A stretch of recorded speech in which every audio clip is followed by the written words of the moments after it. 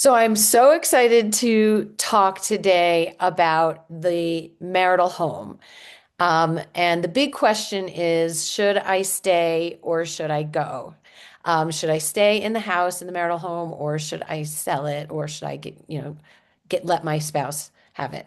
Um, so many people are struggling with this question, and a lot of people think that their children are, dealing with the divorce and all of those changes, and they think that they really need to stay in the marital home for the children because they don't want to put them through another change.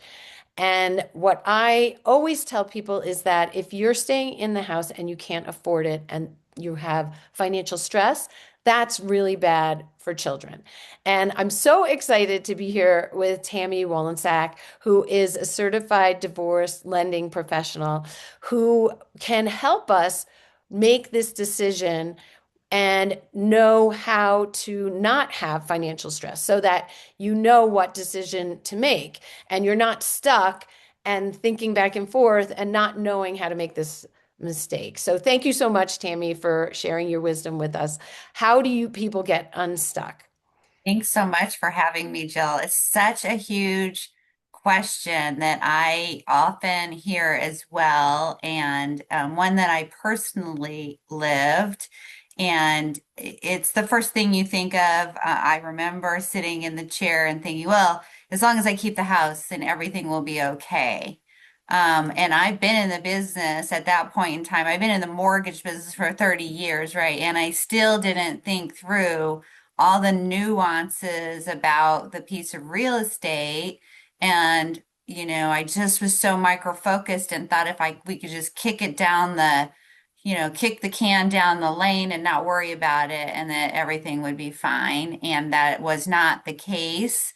I think looking back on that, if I would have been able to meet with some of the professionals that I now know exist, like myself and other coach and people that can really guide you to understanding what you're trying to accomplish when you're going through a divorce. And it's really numbers, right? You really need to know all the numbers before you can make an informed decision because I didn't know all the numbers and I kind of knew what my mortgage payment was, but didn't realize that I may have to refinance my mortgage. I may not have the mortgage payment that I have today.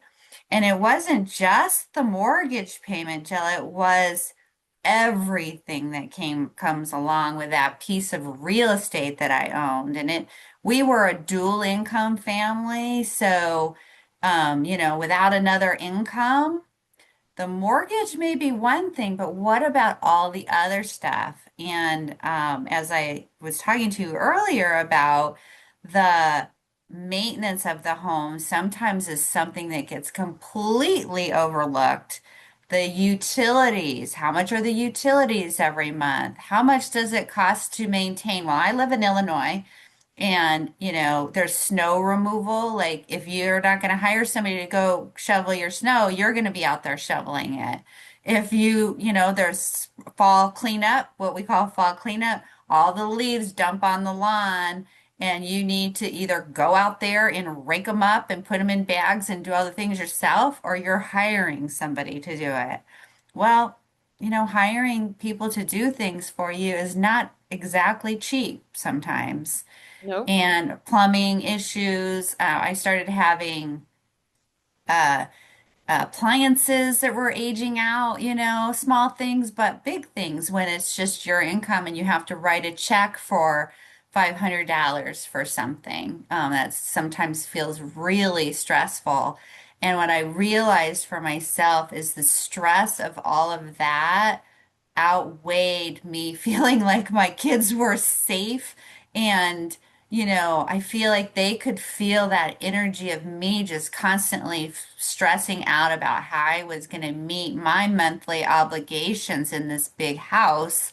And once I came to that realization and I figured out how to downsize and figured out how to right size my own budget, Hmm. right? What does housing look like for me and my budget moving forward? My kids were Of course, they loved having the giant basement that at the time they played Nerf Wars in. I don't know if Nerf Wars is a thing anymore, but it was. They were at an age where they didn't know any better. Their world was like a 1 block radius. They were 8 and 10. Mm. They rode their bike across the street. They walked down the street to go to see Johnny, and that's all they knew. But as I talked through that with them and gave them the confidence that it was going to be okay, they were still going to get to see their friends. We're still going to be able to go to see, play dates were the thing. I think they're still play dates. And and I made it an adventure, and they were able to perceive this big move that I was putting off through the eyes of positivity, That's so important. That is so important. right? If you present it that way, kids Yeah, will, they're so resilient. so resilient and like excitement. And I actually put them in the same room where we had a big house, they had their own rooms. Even at the ages they were in, even though they had their own rooms, they were in each other's rooms all the time, right? They were still in each other's spaces, but they had separate bedrooms. But so I put them in the same room. We got bunk beds. I let them decorate the room however they wanted. Their dad did the same thing. And it just really was such a financial relief for me and allowed me to start healing, right? And start moving forward in my own life. So I Yeah. guess the long answer to your question is really understanding all of your options before you make this decision. And then if you have all the information, the numbers, the dollars and cents, you've sat down, you put this is how much income I'm going to have coming in. This is how much income is going to be necessary. And if those numbers work for you, great. Then you know you're making the right decision. But Right. if those numbers don't work for you, at least you can pivot and have a plan B, right? You're not coming up with a plan B like at the last ninth hour.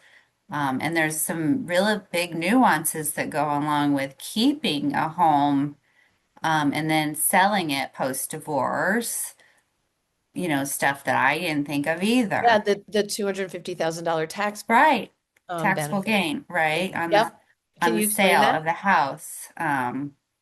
So basically, if you're married, you have a capital gains exemption of twice as much if you sell a piece of real estate as you do as a single individual. That capital gains exemption goes down by 50%.